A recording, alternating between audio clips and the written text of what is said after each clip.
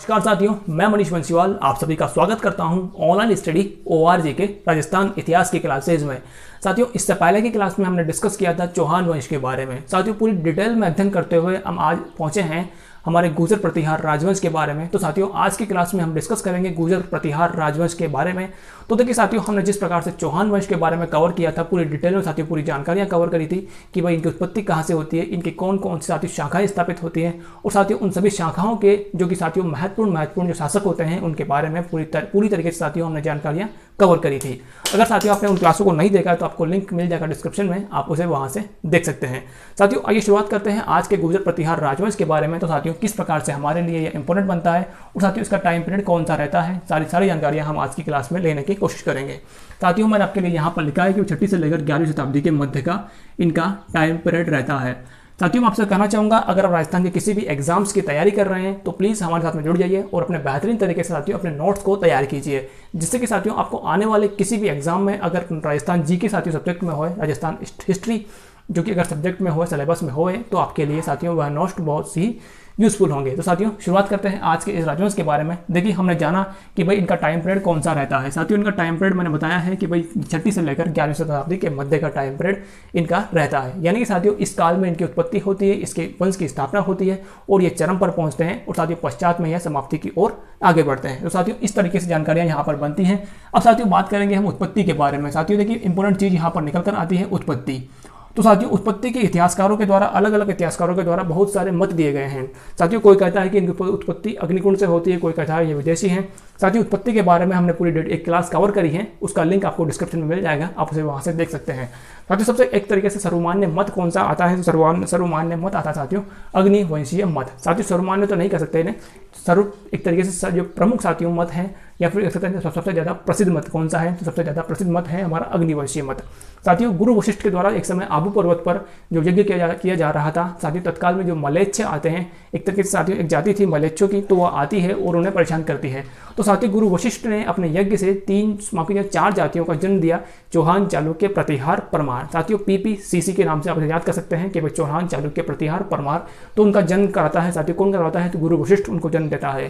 साथियों कहाँ से होता है, तो अग्निकुंड से होता है। तो साथियों इस मत को किसने समर्थन दिया, तो साथियों हमारे महोदय नरसिंह सी है और सूर्यमल मिश्रण। साथियों 2 प्रमुख इतिहासकार हैं, 2 प्रमुख लेखक के साथियों राजस्थान के बारे में। तो साथियों इन्होंने इस मत को समर्थन किया है। साथियों आगे बढ़ते हैं, वे देखिए कौन से कहते हैं इतिहासकार जो कि यह विदेशी बताते हैं इन्हें। तो साथियों colonel James Tod and VA Smith और कनिंगम। साथियों ये 3 प्रमुख इतिहासकार हैं जो कि साथियों विदेशी हैं। यह एक तरीके से इन जातियों को साथियों विदेशी बताते हैं। साथियों विदेशी का मतलब ये कहते हैं कि भाई इनके शक, हुण और साथियों अन्य जो बाहरी आक्रमण करने वाले हिंदुस्तान में आए थे उनकी साथियों ये संतान बताया करते हैं। साथियों अब बात करेंगे चंद्रवंशी और सूर्यवंशी मत के बारे में। तो देखिए साथियों इस मत का प्रतिपादन या फिर इस मत का समर्थन किसने किया था, तो साथियों गौरीशंकर ओझा के द्वारा साथियों इस मत का प्रतिपादन या फिर समर्थन किया गया। साथियों इन्होंने बताया कि भाई यह सूर्यवंशी भी थे और साथियों चंद्रवंशी भी थे। तो साथियों दोनों में से एक कोई भी अगर मान लीजिए एग्जाम में बने कि भाई सूर्यवंशी या फिर चंद्रवंशी का मत किसके द्वारा समर्थित था, तो साथियों वो था हमारे गौरीशंकर हीराचंद ओझा के द्वारा। साथियों अब बात करेंगे ब्राह्मण वंशी के बारे में। तो साथियों देखिए एक इंपॉर्टेंट वर्ष निकल कर आता है, माफ कीजिएगा एक तरीके से एक इंपॉर्टेंट जो मत निकल कर आता है साथियों वह है हमारा है DR भंडारकर के द्वारा दिया गया। साथियों DR भंडारकर ने साथियों इन्हें कहा कि भाई यह ब्राह्मण वंशी है और साथियों ब्राह्मणों में भी कौन सी शाखा के हैं, तो साथियों आप लिख सकते हैं कि भाई यह वत्स्य गोत्र ब्राह्मण शाखा के बताए गए थे। वत्स्य गोत्र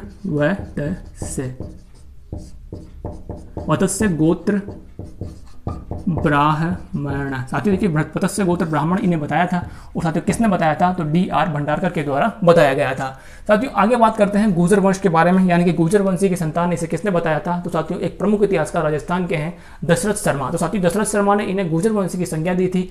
अब साथियों बात करेंगे मिश्रित उत्पत्ति के सिद्धांत की। साथियों मोस्ट इंपोर्टेंट एक तरीके से सिद्धांत है जो कि एग्जाम्स में कई बार बना हुआ साथियों, राजस्थान पुलिस भर्ती और राजस्थान पटवारी की भर्ती के साथियों एग्जाम्स में यह कई बार बन चुका है।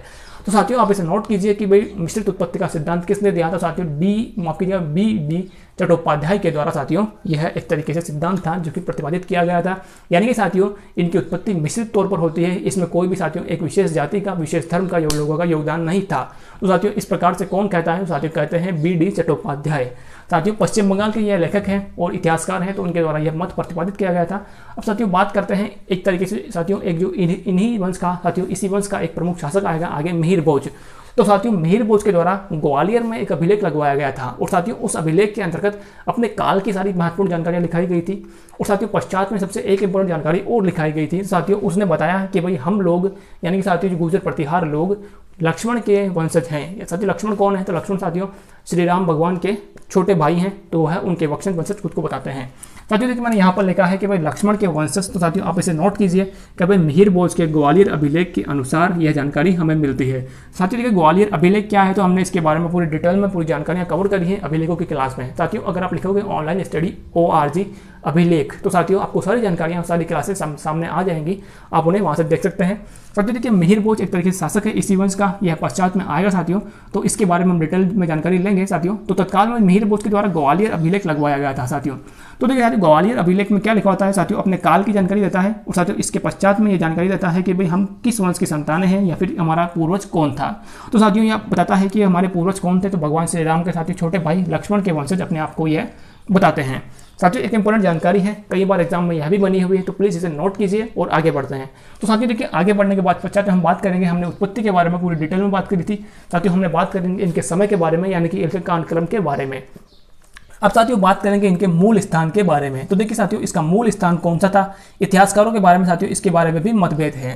साथियों देखिए कोई भी चीज़ एक तरीके से कंफर्म इनके बारे में पता नहीं चल पाई है। तो साथियों कई सारे इतिहासकार थे, उन्होंने अलग अलग तरीकों से साथियों अलग अलग विचारधाराओं के अनुसार या फिर अलग अलग प्रमाणों के आधार पर इनके मूल स्थान की जानकारी प्रदान करी है। साथियों भीनमाल एक जो साथियों हमें पता है कि वो जालोर राजस्थान का एक प्रमुख जिला साथियों जालोर, तो वहाँ पर साथियों भीनमाल का एक जो स्थान है साथियों, तो भीनमाल साथियों बताया गया है कि भाई एक तरीके से जो गुर्जर प्रतिहार साथियों राजवंश है, इसकी एक तरीके से इसकी उत्पत्ति यहाँ पर होती है, यानी कि इसका मूल स्थान इसे बताया गया है। साथियों इस मत का समर्थन किसने दिया, यानी कि भीनमाल का साथियों मत समर्थन किसने किया, तो यह किया VA स्मिथ साथियों हैंसांग। साथियों हैंसांग कौन है, देखिए हैंसांग साथियों एक इंपॉर्टेंट व्यक्ति है। VA स्मिथ साथियों एक इतिहासकार राजस्थान के ही, तो इनके द्वारा कहा गया कि भाई जो गुर्जर प्रतिहार राजवंश है साथियों वह भीनमाल में उत्पत्ति होती है, यानी कि इसका मूल स्थान साथियों भीनमाल बताते हैं। साथियों भीनमाल कहाँ पर है, तो आपको एग्जाम में कई बार मिलता है कि भाई आबू जो साथियों पर्वत है इसके पश्चिम भाग में स्थित साथियों भीनमाल क्षेत्र भी आप इसे कह सकते हैं। तो भाई आबू पर्वत के पश्चिम में स्थित भीनमाल क्षेत्र में इनकी उत्पत्ति होती है। और साथियों यह मत किसने दिया था, तो यह VA स्मिथ और हमारे हैंसांग के द्वारा दिया गया था। अब साथियों बात करते हैं एक बार छोटी सी जानकारी हैंसांग के बारे में। तो देखिए साथियों हैंसांग कौन है, हैंसांग साथियों एक चीनी यात्री है। साथियों ये क्यों आता है, तो साथियों ये बौद्ध धर्म के अध्ययन के बारे में और साथियों हिंदुस्तान के अंतर्गत जो बौद्ध धर्म की साथियों जो जानकारियाँ थी उन्हें जुटाने के लिए यहाँ पर आता है।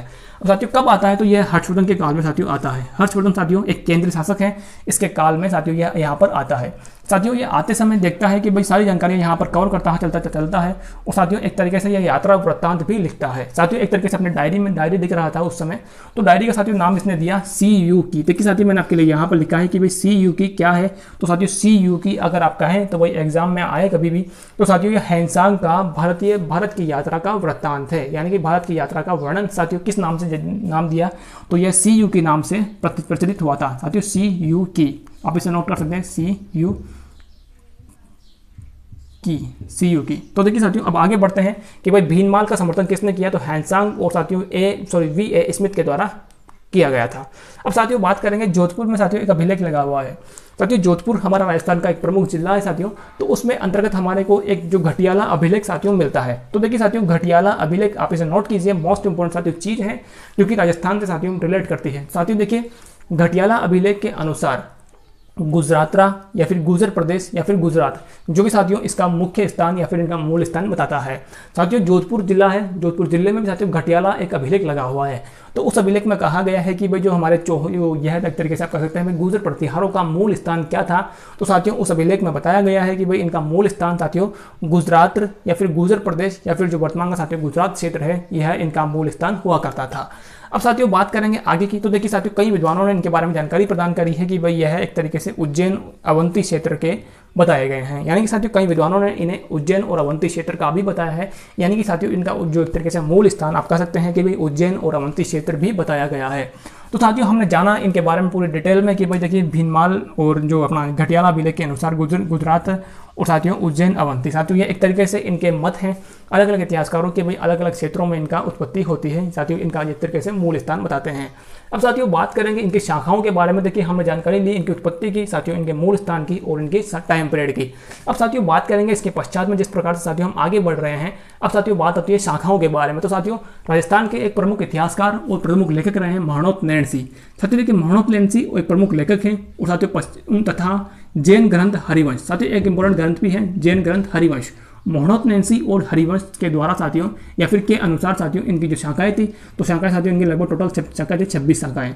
यानी कि साथियों आपको एग्जाम में कई बार बनता है कि भाई जो अपने गुर्जर प्रतिहार वंश की शाखाएं कितनी थी, तो टोटल साथियों शाखाएं थी 26 थी। और साथियों अगर बात करते हैं भाई किसके रेफरेंस से आप ये कह रहे हैं कि भाई किसके अनुसार आपको 26 शाखाओं की जानकारी मिलती है, तो साथियों अपने महाणोत नैणसी और जैन ग्रंथ हरिवंश के अनुसार साथियों इनकी 26 शाखाएं होने की जानकारियां हमें प्राप्त होती है।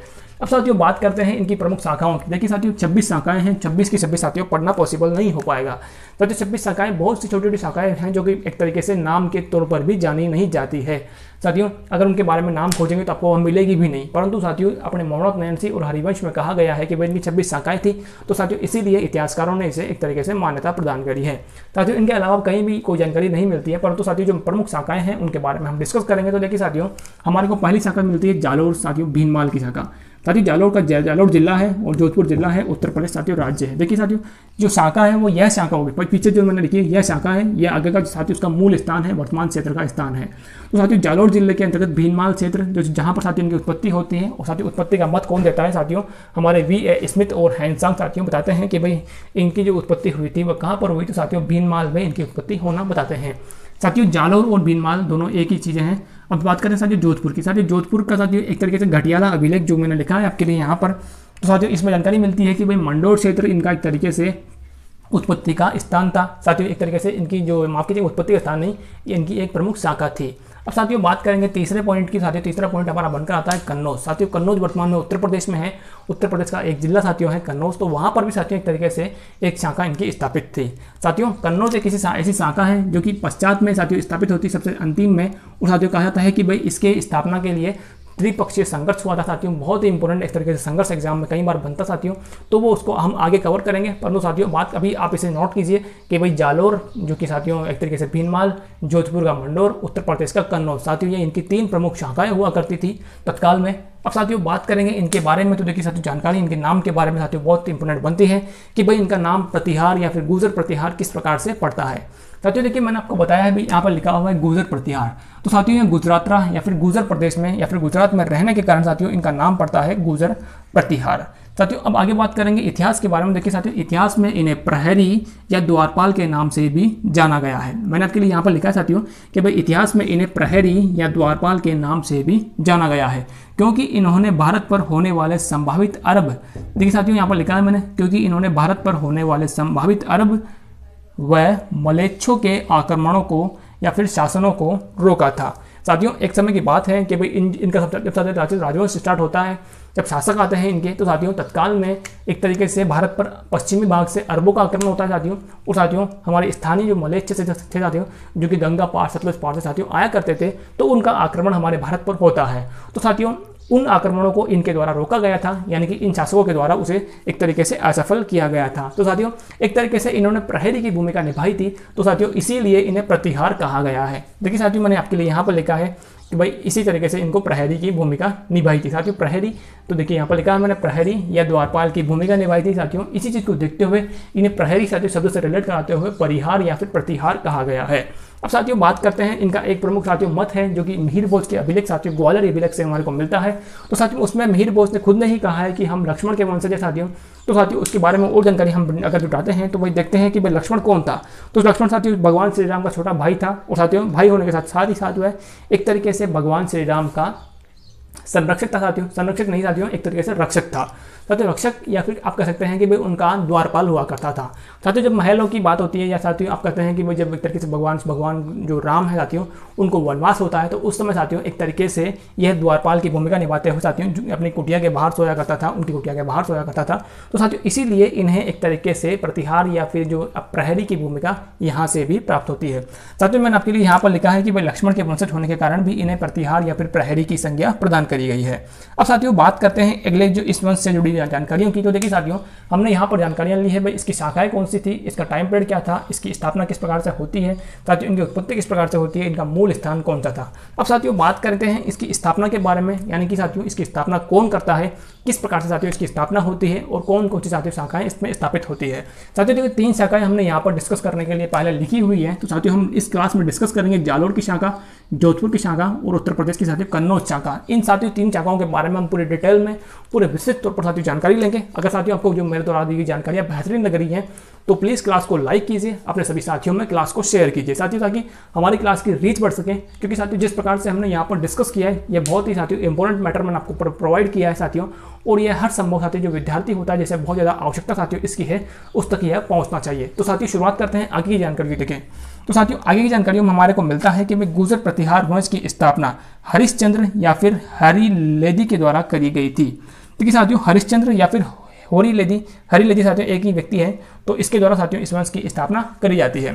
साथियों अब आगे जानकारी लेंगे हम। तो देखिए हमने यहाँ पर लिखा है केवल स्थापना के बारे में। तो साथियों अगर एग्जाम में बनता है तो आपको साथियों अधिकतर एग्जाम में मिलेगा हरिश्चंद्र। साथियों आप इसे नोट कर लीजिएगा भाई हरिश्चंद्र के द्वारा इस वंश की स्थापना करी गई थी साथियों। परंतु हरिश्चंद्र का दूसरा नाम भी हमारे को देखने को मिलता है, तो हरिलेदी साथियों इसका दूसरा नाम है, वो आगे हम दोबारा से कवर कर लेंगे साथियों। तो देखिए साथियों अब बात करते हैं आगे की। साथियों अब बात करेंगे हम मंडोर शाखा के बारे में। तो साथियों आप इसे नोट करते हुए आगे बढ़िए। साथियों एग्जाम में कई बार इसके बारे में जो साथियों क्वेश्चन बनता है वो बहुत ही डिफिकल्ट होता है, क्योंकि साथियों कई एग्जामिनर कई सारे जो कोचिंग वाले होते हैं, कई गाइड वाले होते हैं साथियों इस वर्ष के बारे में ज़्यादा उल्लेख नहीं करते हैं साथियों। परंतु हम उन उल्लेखों को पूरे डिटेल में यहाँ पर अध्ययन करेंगे, उन सभी जानकारियों को साथियों जो कि एग्जाम की दृष्टि से साथियों मोस्ट बनती हैं, जो कि एग्जाम में पहले पूछी भी गई है साथियों, और जो अब आने की साथियों पॉसिबिलिटी ज़्यादा से ज़्यादा बनती हैं।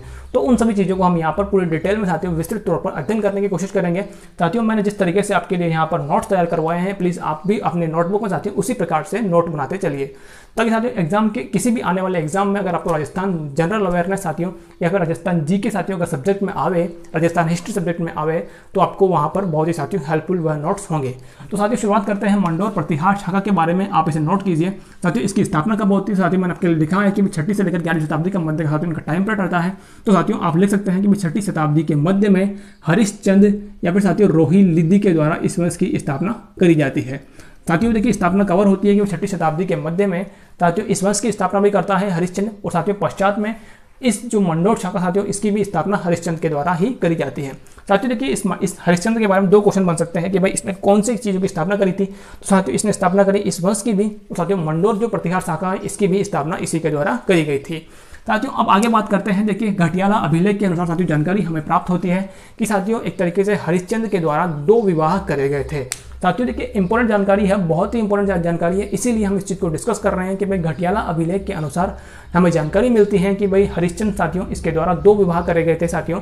पहला विवाह करा गया था एक ब्राह्मण स्त्री के साथ में साथियों, दूसरा विवाह करा गया था सत्राणी के साथ में, यानी कि साथियों एक तरीके से राजपूत स्त्री कह सकते हो कि भाई राजपूत स्त्री के साथ में इन्होंने विवाह किया था साथियों। उसका नाम क्या मिलता है साथियों, उसका नाम मिलता है भद्रा साथियों। राजपूत स्त्री का नाम है भद्रा साथियों। देखिए अब भद्रा और जो एक तरीके से हरिश्चंद्र साथियों ये संयोग करेंगे, और उनके संयोग से साथियों यानी कि उनके आपसी मेल मिलाप से साथियों 4 संतानों की उत्पत्ति होती है साथियों। 4 संतानें कौन कौन सी है, तो संतान साथियों पहली संतान है रज्जिल, दूसरी दैह साथियों कद्दक और भोगभट साथियों। चारों पुत्रों के नाम हैं, तो अपने रज्जिल, दैह, कद्दक, भोगभट साथियों मैंने आपको बताए हैं कि भाई अब इन साथियों के हरिश्चंद्र और भद्रा इनके द्वारा 4 संतानों को जन्म दिया गया है, और साथियों वो संतानें कौन कौन सी है, तो रज्जिल, दैह, कद्दक, भोगभट साथियों। पिता का राज्य क्या है, पिता का राज्य है यानी कि पिता ने किस वंश की स्थापना कर रखी है, इनके पिता ने तो साथियों मंडोर प्रतिहार शाखा की स्थापना करी थी, साथ ही प्रतिहार वंश की भी स्थापना करी थी साथियों। आप इसे नोट कीजिए, और आगे जानकारी जो बनती है साथियों मोस्ट इंपोर्टेंट जानकारियां हम उसे लेते हुए आगे बढ़ते हैं।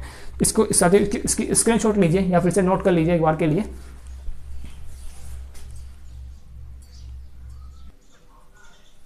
तो साथियों आइए और आगे बढ़ते हैं, और जो जानकारी साथियों हमारे लिए जो इंपॉर्टेंट बनती है उनको हम यहाँ से कवर करते हुए आगे बढ़ते हैं साथियों। देखिए बात करेंगे हम हरिश्चंद्र के बारे में फिर से एक बार। देखिए साथियों हरिश्चंद्र ने 2 शादियाँ करी थी। अब दूसरी शादी साथियों जो कि भद्रा के साथ में हुई थी, सत्राणी के साथ में हुई थी साथियों, उस शादी से इन्हें 4 पुत्रों की प्राप्ति होती है साथियों। चारों पुत्रों के नाम हमने कवर कर लिए हैं कि भाई रज्जिल, अपना जो कि दैह, कद्दक और भोगदट साथियों ये 4 पुत्र हैं इनके। अब चारों पुत्रों में साथियों सबसे बड़ा था रज्जिल। अब देखिए साथियों रज्जिल पहला शासक बनता है इस वंश का, यानी कि साथियों हरिश्चंद्र के द्वारा इसकी स्थापना करी गई थी, और साथियों प्रथम शासक बनता है उसका पुत्र रज्जिल। तो देखिए साथियों अब बात करेंगे प्रथम शासक के बारे में साथियों। एग्जाम में कई बार इसके बारे में क्वेश्चन बनता है कि भाई प्रतिहार गुर्जर वंश का जो प्रथम शासक कौन है, तो साथियों हमारा है रज्जिल। देखिए साथियों, ये रज्जिल कौन है? तो यह हरिश्चंद्र का पुत्र है। तो मैंने आपके लिए यहाँ पर लिखा है साथियों, हरिश्चंद्र का पुत्र है। अब साथियों बात करेंगे रज्जिल के बारे में और डिटेल की। साथियों देखिए, इंपॉर्टेंट कार्य तो नहीं करवाए गए थे इनके बारे में साथियों, परंतु जानकारी मिलती है कि भाई इसने राजसूय यज्ञ का आयोजन करवाया था साथियों। एक तरीका एक महत्वपूर्ण यज्ञ होता है, इसके बारे में हमने जानकारियां कवर करी है पहले भी। तो साथियों राजसूय यज्ञ का आयोजन करवाया गया था, किसने करवाया था? रज्जिल के द्वारा करवाया गया। अब साथियों बात होती है अगली चीजों की। तो देखिए साथियों, रज्जिल को एक उपाधि प्रदान करी गई थी, और साथियों किसके द्वारा दी गई थी? तो साथियों ये उपाधि दी गई थी हमारे नरहरि ब्राह्मण के द्वारा। साथियों उपाधि कौन सी थी? तो उपाधि थी एक तरीके से राजा की उपाधि। देखिए साथियों, मैंने लिखा है राजा की उपाधि दी गई थी। साथियों किसने दी थी? तो नरहरि ब्राह्मण के द्वारा इसे प्रदान करी गई थी।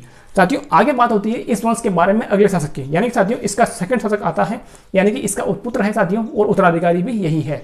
साथियों अब सेकंड शासक कौन होगा इस वंश का? तो हमारा होगा नरभट्ट।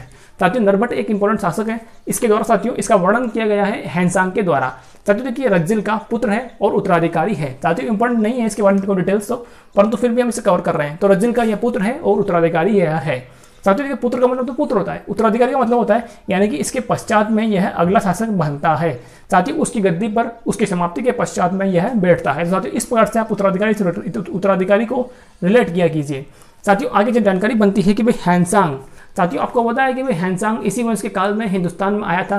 साथियों केंद्र सत्ता के तौर पर हर्षवर्धन था साथियों तत्काल में। तो साथियों हर्षवर्धन के काल में जब यह एक तरीके से हैंसांग अपने जालोर क्षेत्र में साथियों तब पहुंचता है, तो देखता है वहां पर किस भाई, तो यानी कि इसके इनके राज्य में जब पहुंचता है तो वो देखता है कि भाई हैंसांग जो अपना नरभट्ट है एक प्रमुख शासक है तत्काल में, और साथियों एक तरीके से बहुत ज़्यादा शक्तिशाली है। तो साथियों इसी चीज़ को देखते हुए हैंसांग ने नरभट्ट को CU की, साथियों देखिए CU की क्या है तो मैंने आपको पहले बता दिया है कि भाई CU की हैंसांग का यात्रा वृत्तांत है। तो साथियों CU की के अंतर अपने जो नरभट्ट है इन्हें पहली की संज्ञा प्रदान करी गई थी। साथियों पहली क्या होता है? तो पहली का मतलब होता है शक्तिशाली शासक कहा था। साथियों मैंने लिखा है कि भाई हैंसांग ने नरभट्ट को CU की में पहली साथियों कोष्टक में लिखा हुआ शक्तिशाली शासक कहा है। तो साथियों एग्जाम में अगर बने कि भाई किस शासक को हैंसांग के द्वारा पहली की संख्या प्रदान करी गई थी, तो साथियों पहली की संख्या प्रदान करी गई थी नरभट्ट को। साथियों किसने प्रदान करी? तो हैंसांग ने प्रदान करी। हैंसांग का यात्रा वृत्तांत क्या किस नाम से साथियों जाना जाता है? तो वो हमारा है CU की। अब साथियों देखिए डिटेल्स इसके बारे में इतनी ही बनती है। अब साथियों इस वंश का तीसरा शासक आएगा जो कि प्रमुख साथियों एक शासक है और साथियों एक इंपॉर्टेंट शासक है। तो साथियों देखिए बात करेंगे नागभट्ट के बारे में। साथियों इस स्थान से हमारे को जानकारियां मिलती है कि भाई नागभट्ट का साथियों काल क्या बनता। तो साथियों इनका कालक्रम होता है 730 से लेकर 756 ईस्वी के मध्य का। साथियों डिटेल्स क्या बनती है इनके बारे में? तो देखिए साथियों एक प्रमुख शासक है और साथियों ये बहुत ही वीर योद्धा है। अपनी न्यायप्रियता के साथियों लिए ये साथियों बहुत ज़्यादा फेमस था। साथियों इन्हें एक तरीके से अपनी न्यायप्रियता के लिए यानी कि अपनी न्याय करने की जो विधि थी साथियों इनकी, तो उसी चीज़ को देखते हुए इन्हें नारायण की मूर्ति यानी कि साथियों न्याय की मूर्ति आप कह सकते हैं कि भाई न्याय की मूर्ति या फिर नारायण की मूर्ति तथा इनके दरबार को नागावलोक कहा जाता था। साथियों देखिए एक तरीके से इनके दरबार में न्याय होता था, तो साथियों इसीलिए उस दरबार को नागावलोक और साथियों इन्हें न्याय की मूर्ति या फिर यूँ कह सकते हैं कि भाई नारायण की मूर्ति इन्हें कहा गया था। साथियों किसे कहा गया? तो नागभट्ट को कहा गया। साथियों अब आगे बात करते हैं कि भाई इनके द्वारा साथियों देखिए एक तरीके से एक चीज़ तो इनके बारे में खूबी इनकी निकल कर आती है। अब साथियों दूसरी खूबी क्या निकल कर आएगी? साथियों एक तरीके का वीर योद्धा था। देखिए साथियों वीर योद्धा होने का प्रमाण क्या मिलता है हमारे को? तो साथियों कहा जाता है कि भाई इन्होंने पश्चिमी भारत से होने वाले अरब आक्रमणों को अपने टाइम में रोका था। साथियों अपने शुरुआत में पढ़ा था कि भाई यह एक तरीके से द्वारपाल की भूमिका निभाते हैं। तो साथियों वो भूमिका यहीं पर निकल कर आती है कि भाई इन्होंने पश्चिमी भारत से होने वाले अरब आक्रमणों पर रोक लगाई थी। साथियों अब अगला पॉइंट क्या बनता है? तो साथियों देखिए ग्वालियर अभिलेख का। साथियों ग्वालियर अभिलेख किसके द्वारा लिखवाया गया? तो यह मिहिर बोस के द्वारा तैयार करवाया गया था। साथियों कहाँ लगा है? तो साथियों वर्तमान में यह हमारे MP के ग्वालियर में ही लगा हुआ है। तो साथियों ग्वालियर अभिलेख के अनुसार मलेच्छों का विनाश किया तथा मलेच्छों का नाशक कहलाया। देखिए साथियों एक चीज़ मैंने आपको बताई है कि भाई ग्वालियर अभिलेख के अनुसार इसे मलेच्छों इन्होंने अपने मलेच्छो साथियों एक जाति होती है जो कि सतलज पार साथियों गंगा पार से आया करती थी, तो उसका इसने विनाश किया। साथियों एक बहुत बड़ी विशाल सेना थी इन लोगों की, तो उस सेना का साथियों एक शासक भी था, एक सेनापति भी था। साथियों उन सभी चीज़ों का इसने विनाश कर दिया। साथियों पश्चात में ये क्या कहलाया? तो साथियों एक तरीके से मलेच्छों का नाशक इसे कहा गया। साथियों इन्होंने इसका नाश कर दिया, पूरी सेना को समाप्त कर दिया था। इसी चीज़ को देखते हुए इन्हें एक उपाधि प्रदान करी गई थी। साथियों कौन सी उपाधि है? तो मलेच्छों का नाशक। साथियों मेरी आशा है कि आपको जो जानकारी मैं प्रदान कर रहा हूँ वो बहुत ही बेहतरीन लग रही होगी। तो प्लीज़ क्लास को लाइक कीजिए, अपने सभी साथियों में क्लास को शेयर अवश्य कीजिए। साथियों मलेच्छों का नाशक कई बार ये उपाधि बनी है कि भाई किसे कहते हैं। तो साथियों मलेच्छों का नाशक अब मैं आशा करूँगा अब आज के बाद साथियों आप कभी भी नहीं भूलेंगे कि भाई किस प्रकार से कौन था जिसे यह उपाधि प्रदान करी गई थी। साथियों अब बात करते हैं अन्य आगे की चीज़ों की। देखिए साथियों हमने अभी वर्तमान में पढ़ रहे हैं साथियों मंडोर शाखा। अब साथियों देखिए कंफ्यूजन यहाँ पर एग्जाम में कई बार बनता है विद्यार्थियों के मन में कि भाई ये जो इनकी गुर्जर प्रतिहारों की जो शाखा है साथियों, ये कौन सी शाखा है, कौन सी स्थापना कब होती है, कौन कौन से शासक तत्काल में आते हैं। तो साथियों देखिए मंडोर शाखा की स्थापना होती है, परंतु सबसे साथियों चलते चलते चलते जब शासक पहुंचते हैं अपने नागभट्ट के पास में, साथियों जब नागभट्ट का काल आता है तो नागभट्ट क्या करता है कि भाई जो एक तरीके से जो अपना जालोर क्षेत्र साथियों वहां पर यह राजधानी स्थापित करता है साथियों। जालोर का जो भीनमाल क्षेत्र साथियों वह नागभट्ट के द्वारा अपनी राजधानी बनाया जाता है। तो साथियों देख सकते हैं कि भाई वर्तमान में चल रही है हमारी मंडोर शाखा चल रही है साथियों। अब इसी के समकालीन चलती है अपनी भीनमाल। देखिए साथियों भीनमाल भी अब यहाँ पर एंट्री कर चुकी है। अब साथियों कुछ समय पश्चात में कन्नौज भी आ जाएगी, कन्नौज। तो साथियों इस प्रकार से अब देखिए भीनमाल के आने के पश्चात में साथियों अपने मंडोर का महत्व थोड़ा कम होता है, क्योंकि साथियों एक तरीके से केंद्रीय सत्ता साथियों यहाँ से उठकर भीनमाल जा चुकी है। साथियों अब देखेगा क्या नागभट्ट क्या करता है कि भाई नागभट्ट अपनी स्थापना जो अपनी राजधानी बनाता है साथियों किसे बनाता है, तो वह भीनमाल को बना लेता है। तो साथियों अब देखिए स्थानीय स्तर पर कोई बड़ा शासक नहीं बचता है साथियों, इस वंश के शासक होते हैं छोटे मोटे, तो उनके बारे में साथियों एग्जाम में डिटेल्स नहीं बनती है, तो हम कवर करेंगे साथियों इसी वंश के बारे में, यानी कि साथियों नागभट्ट के पीछे पीछे हम चलेंगे, जो साथियों एक तरीके से हमें जानकारी मिलेगी अब भीनमाल क्षेत्र से। तो साथियों आपको इसी प्रकार से अब अपनी नोटबुक को साथियों इस चीज़ को लिखिएगा कि भाई अपने नागभट्ट के द्वारा साथियों जालोर की स्थापना करी जाती है। साथियों जालोर को एक तरीके से जो भीनमाल साथियों क्षेत्र जालोर का उसे अपनी राजधानी बनाया जाता है। तो साथियों इस प्रकार से आप इसे नोट कीजिए, और साथियों अब यहीं से आप मान सकते हैं कि भाई भीनमाल चाओ जो शाखा साथियों है इसकी स्थापना हो चुकी है, साथियों इसकी शुरुआत हो चुकी है। तो साथियों जालोर शाखा, साथियों जालोर लिख लीजिए और भीनमाल भी लिख लीजिए, भीनमाल जालोर भीनमाल शाखा की स्थापना कर उसे अपनी राजधानी बनाई। साथियों देखिए यहाँ पर एक इंपॉर्टेंट चीज बनती है कि भाई किसके द्वारा जालोर शाखा की स्थापना करी गई थी या फिर भीनमाल शाखा की स्थापना करी गई थी, तो साथियों वो नागभट्ट के द्वारा इसकी स्थापना करी जाती है। साथियों कहा जाता है कि भाई इसने कुछ समय के लिए अपना नागौर साथियों जो नागौर मेड़ता साथियों क्षेत्र है, नागौर के मेड़ता क्षेत्र को भी अपनी राजधानी के तौर पर दर्जा प्रदान किया था। साथियों ये एग्जाम में बना हुआ है, इसीलिए मैंने आपको यहाँ पर लिखा है। साथियों ये स्कूल ग्रेड व्याख्या के तो जो एग्जाम में कई बार आया है क्वेश्चन कि भाई किस शासक ने एक तरीके से जो नागौर क्षेत्र को अपनी राजधानी का दर्जा प्रदान किया था। तो साथियों हमारा जो साथियों नागौर में भी देखिए छत्रीपुर साथियों क्षेत्र होता है, तो वो हमारे शाकंभरी वंश से संबंधित होता है। परंतु साथियों बात कर रहे हैं मेड़ता की, तो साथियों मेड़ता को किसने बनाया, तो साथियों मेड़ता को बनाया था नागभट्ट के द्वारा। साथियों अब आगे जानकारी कवर करते हैं। देखिए साथियों इसकी शादी मतलब होती तो है, परंतु इसको संतान की प्राप्ति नहीं होती है। साथियों कई सारी रानियां इसकी होती है, परंतु संतान की प्राप्ति ना होने के पश्चात में क्या करता है साथियों, तो यह हिरण्य गर्भधान यज्ञ का आयोजन करता है। साथियों मैंने लिखा है कि भाई हिरण्य गर्भधान यज्ञ का आयोजन किया। देखिए साथियों मैंने वापस से पढ़ता हूँ मैं जानकारी को। संतान विहीन होने के कारण हिरण्य गर्भधान यज्ञ का आयोजन किया तथा यज्ञ में राष्ट्रकूट शासक दांती दुर्ग को बुलाया। साथियों एक प्रमुख शासक है तत्काल का राष्ट्रकूट शासक दांती दुर्ग। साथियों आपको जानकारी मिलेगी, देखिए इस तरह से यहाँ पर हिंदुस्तान का तत्काल में नक्शा था साथियों। साथियों यहाँ पर होंगे पाल शासक, यहाँ पर हमारा कन्नौज होगा, यहाँ पर हमारा जालोर क्षेत्र है। साथियों इस क्षेत्र में दक्षिण भारतीय क्षेत्र में साथियों किसका राज था तत्काल में, तो साथियों तत्काल में था राष्ट्रकूटों का। तो साथियों तत्काल में एक तरीके से बड़े शासक राष्ट्रकूट को इसने इस यज्ञ में एक तरीके से अतिथि के तौर पर आमंत्रित किया था। साथियों आप कह सकते हैं कि भाई देखिए संतान विहीन होने के कारण हिरण्य गर्भधान यज्ञ का आयोजन किया तथा इस यज्ञ में राष्ट्रकूट शासक दांती दुर्ग को आमंत्रित किया। और साथियों देखिए इस बारे में और भी डिटेल्स बनती है। दांती दुर्ग का जब आगमन है इंडिया में होता है, माफ कीजिएगा जालोर क्षेत्र में होता है साथियों, जब यज्ञ हो रहा था तत्काल में कहीं भी, तो साथियों जब दांती दुर्ग यहाँ से अपने क्षेत्र से इस ओर आता है, ठीक है साथियों, इस ओर आता है, तो साथियों तत्काल में इसके साथ में होती है इसकी पुत्री। साथियों दो व्यक्ति यहाँ से आते हैं, साथियों पूरी सेना आती है, परंतु प्रमुख की बात होती है तो प्रमुख होते हैं दो। तो साथियों कौन है, एक तो हमारा राष्ट्रकूट शासक दांती दुर्ग, साथियों इसकी पुत्री कौन है, तो भूमि देवी। साथियों देखिए भूमि देवी और दांती दुर्ग यहाँ पर आते हैं। अब देखिए साथियों यहाँ पर जानकारी मिलती है कि भाई ये संतान विहीन है, तो साथियों इसकी पहले से योजना थी कि भाई मैं अपने पुत्र, साथियों अपने पुत्र नहीं अपने भतीजे कक्कुक को अपना उत्तराधिकारी घोषित करूंगा। साथियों कक्कुक थोड़ा इंपॉर्टेंट एक तरह से नाम थोड़ा डिफिकल्ट है, आप इसे नोट कीजिएगा। अपने भतीजे कक्कुक को अपना उत्तराधिकारी घोषित करूंगा।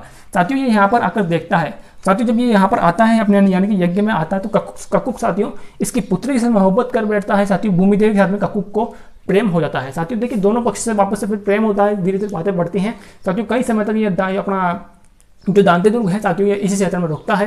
तो साथियों कक्कुक का और जो अपना ये क्या नाम है इसकी पुत्री भूमि देवी, दोनों की शादी करवा दी जाती है। तो साथियों इस प्रकार से दोनों की शादी होती है। और साथियों पश्चात में हमारा जो एक तरीके से नागभट्ट है, इसकी पहले से योजना भी थी कि भाई मैं अपना उत्तराधिकारी किसे घोषित करूंगा, तो साथियों उत्तराधिकारी घोषित करता है कक्कुक को। तो साथियों आप लिख सकते हैं कि भाई यज्ञ के पश्चात भतीजे कक्कुक को उत्तराधिकारी घोषित कर उसका विवाह दांती दुर्ग की पुत्री भूमि देवी के साथ में संपन्न किया या फिर करवाया। तो साथियों इस प्रकार से जानकारियां बनती हैं और इस क्लास को हम यहीं पर समाप्त करते हैं। साथियों आगे की क्लास में हम जानकारी करेंगे इसके नागभट्ट के पश्चात में जो भी साथियों शासक आते हैं, प्रमुख जो साथियों प्रमुख युद्ध होते हैं, जो त्रिकोणीय साथियों संघर्ष है जो कि एग्जाम में कई बार बना हुआ है, उसके बारे में पूरी डिटेल में हम जानकारी लेंगे। तो प्लीज़ साथियों क्लास को लाइक कीजिए, अपने सभी साथियों में क्लास को शेयर कीजिए। और साथियों मेरी आशा है, मुझे उम्मीद है कि जो मैं जानकारी आपको प्रोवाइड कर रहा हूँ ये आपको बहुत ही बेहतरीन लग रही होगी, आपके लिए यह बहुत ही हेल्पफुल रही होगी। तो साथियों प्लीज़ अपने सभी साथियों में क्लास को शेयर किया कीजिए ताकि अपने सभी साथियों का भी भला हो पाए, यानी कि उनको भी साथियों इस तरह की जो बेहतरीन जानकारियां मैं प्रोवाइड कर रहा हूं साथियों यह मिल सकें। और साथियों मेरी एक आशा और एक चीज़ मैं आपसे गुजारिश करता हूं, एक इंपॉर्टेंट चीज़ आपको बताता हूं कि भाई जिस तरीके से मैंने आपके लिए यहाँ पर नोट्स तैयार किए हैं साथियों, आप भी अपने एक तरीके से नोटबुक में अपने नोट तैयार कीजिए ताकि साथियों एग्जाम के किसी भी यानी कि राजस्थान के किसी भी एग्जाम के अंतर्गत आपको अगर राजस्थान इतिहास साथियों सिलेबस में देखने को मिलता है तो साथियों आपके लिए यह क्लास बहुत ही इंपॉर्टेंट होगी। जो आपका साथियों नोट्स तैयार करोगे आज की तारीख में साथियों आपके लिए किसी भी साल में किसी भी कई सालों बाद भी साथियों आपके लिए यह बहुत इंपॉर्टेंट साबित होंगे। तो साथियों मिलते हैं अगली क्लास में, आपको अगली क्लास का लिंक डिस्क्रिप्शन में मिल जाएगा, आप उसे वहां से देख सकते हैं। धन्यवाद साथियों।